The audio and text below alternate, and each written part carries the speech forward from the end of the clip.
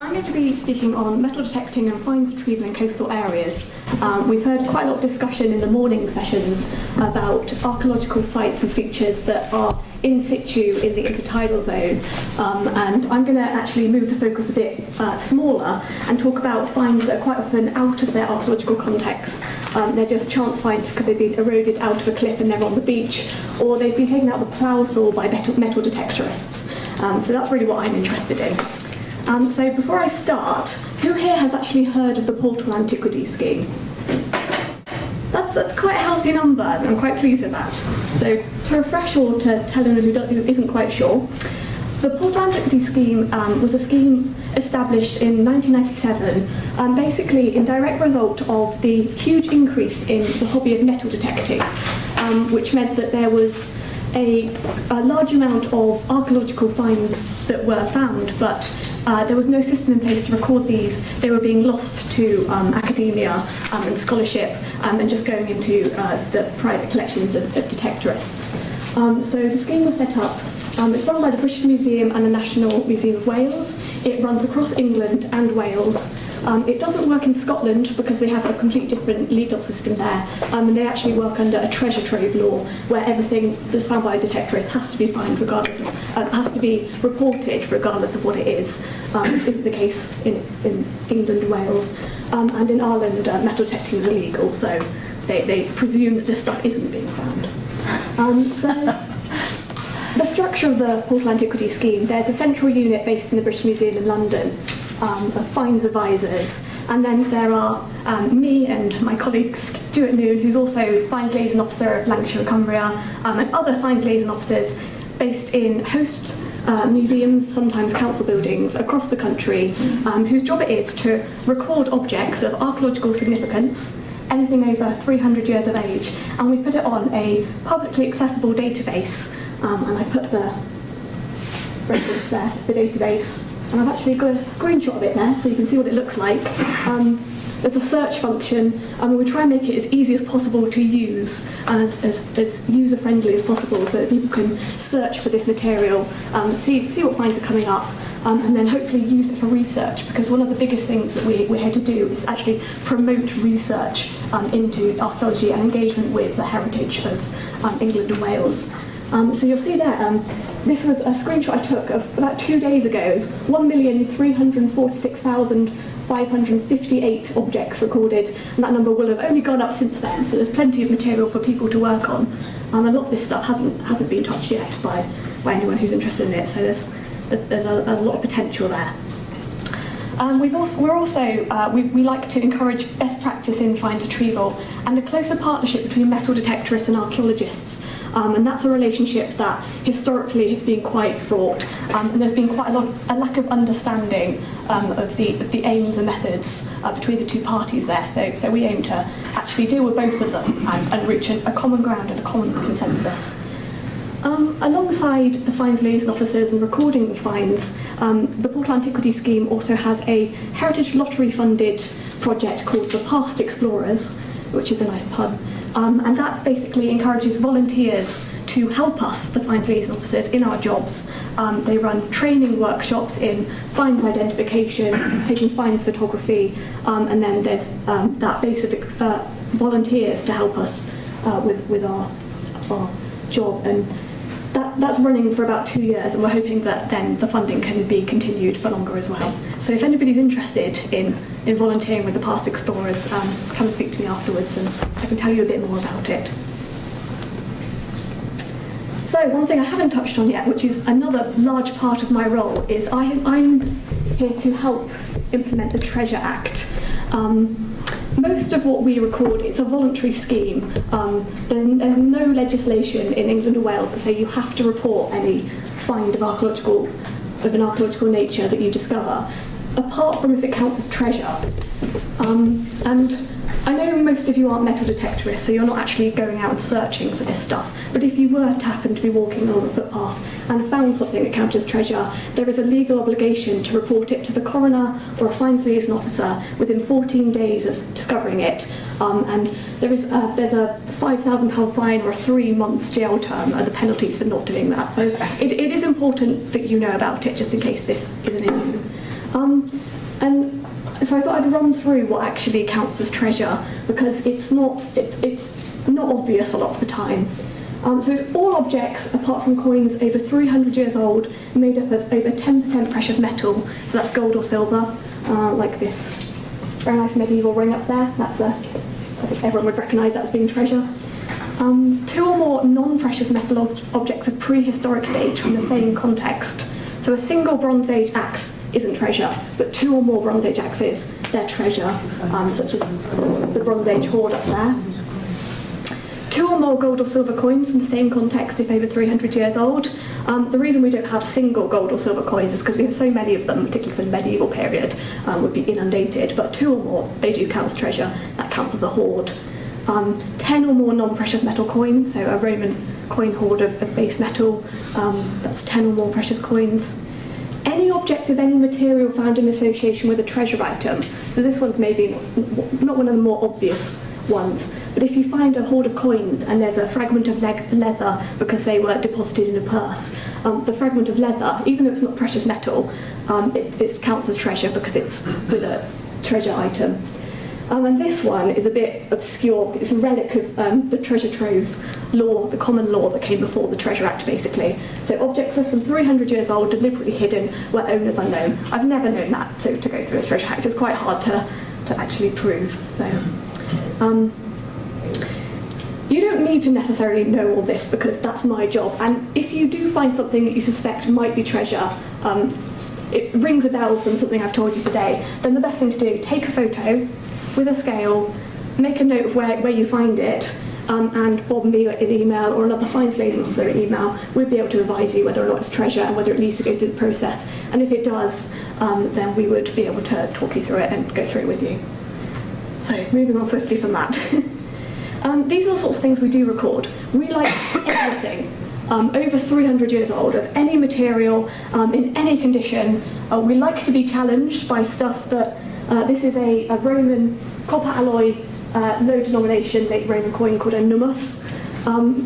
You look at that, you might think, well, that's not worth recording. You can't really see much on that.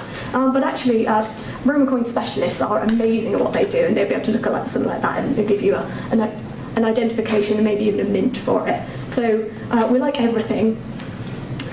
We record. No, it's not just metal.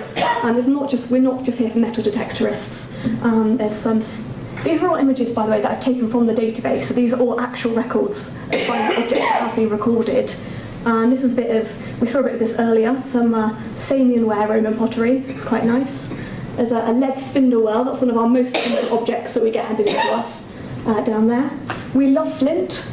We don't get much flint handed in around here, so if you do find flint, we like to hear about it. There's a lovely Bronze Age barbed and tanged arrowhead there. That's a post-medieval leather shoe. So obviously metal and stone and pottery survives a lot better than organic materials and textiles, but they do survive, so we like to record them if possible. I said, we don't just record fantastic, complete objects, we record fragments too, because often they can tell us as much information about past activity as complete, nice, perfect objects. Any guesses to what that is there? No? That's a fragment from a Bronze Age socketed axe head. And even though it's a fragment, it's still, there's a lot of information you can still get from that. Sometimes objects were cut up and deposited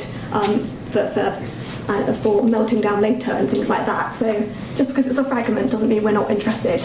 Like any find, no matter how small. So moving on to things we don't record. There has to be a cut-off. The database can only really deal with a certain amount of objects. So we say anything over 300 years old, and the cut-off point is about 1650. That's not to say that there are no modern objects on the database. I think the most modern object on there dates to 1960, but they have to have a very particular reason for being recorded, such as they're associated with a particular historical figure. So as a rule, we don't record modern objects. We don't record wreckage, and this is important for thinking about finds along the coast. There's another legal process that anything that's washed ashore from the sea, you're supposed to report within 14 days of recovery to the receiver of wreck. And again, like the flows, there's one in every area. And they don't just deal with shipwrecks or anything, it's things that have been chucked off boats and anything that just comes from the sea. You're supposed to report it to the receiver of wreck, and then they ascertain who it belongs to and things like that, and there's another process that they go along to. So that's important to remember. We do not record human or animal bones. Human bones, you need to get hold of the coroner or the police if you find them, or an archaeologist, but it needs to be ascertained if they're modern or if they are archaeological, and then the coroner or the police or the archaeologist, whoever it is, can advise you on the best course of action there. But we don't deal with human bones. We don't deal with animal bones either.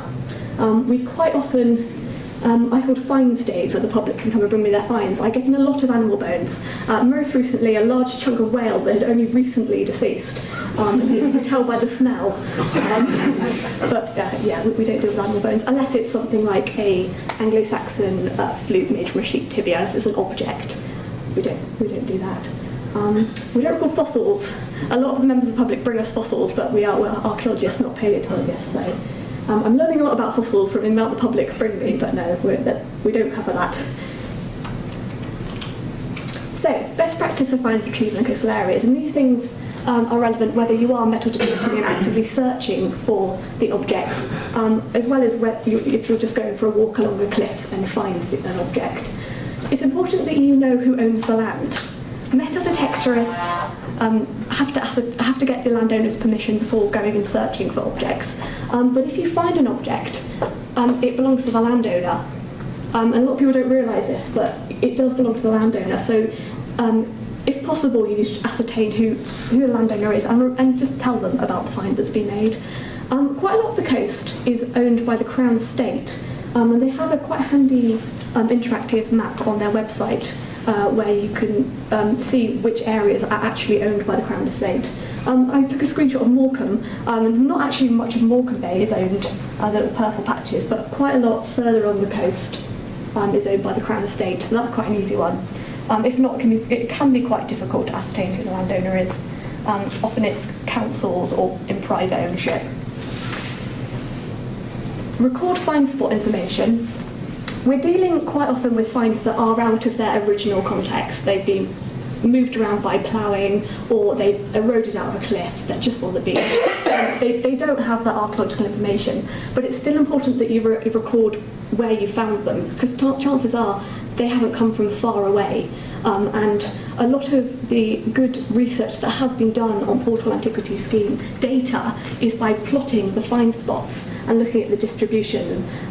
Quite a lot of early medieval research has been done looking at metalwork depositions and things like that. So recording find spot information is very important, and also this helps us to ascertain the provenance of it, and that it has just been picked up off the beach and it doesn't have a dodgy provenance or anything. So to record a find with the Portal Antiquity Scheme on the database, we ask for at least a 6-figure, preferably a 10-figure grid reference.